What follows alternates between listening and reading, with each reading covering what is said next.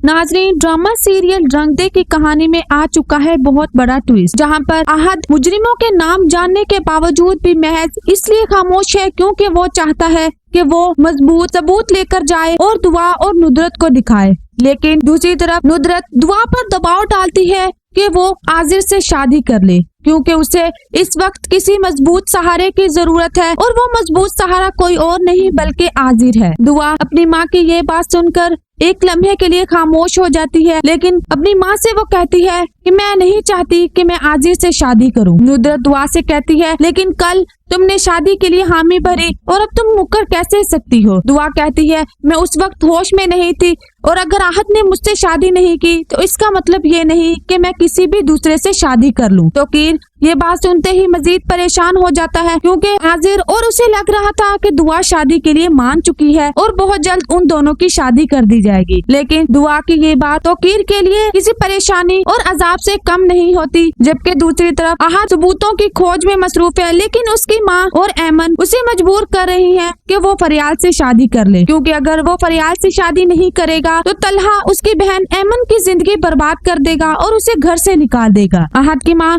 उससे कहती है कि मैंने तुम्हारी शादी तय कर दी है, एक हफ्ते बाद तुम्हारी और फरियाल की शादी कर दूंगी। मैं कोई दूसरी बात नहीं सुनूंगी, क्योंकि मैं नहीं चाहती कि तुम्हारी वजह से मेरी बेटी की जिंदगी बर्बाद हो, क्योंकि तुम दुआ को तो खो ही चुके हो। लेकिन आहद दुआ से मिलता है और दुआ को समझाने की कोशिश करता है और कहता है कि मैं बेकसूर हूँ, तुम्हें मेरी बात समझनी चाहिए। लेकिन दुआ उससे साफ इनकार कर देती है और कहती है कि मैं तुम्हारी कोई बात नहीं सुनूंगी और तुम यहाँ से चले जाओ।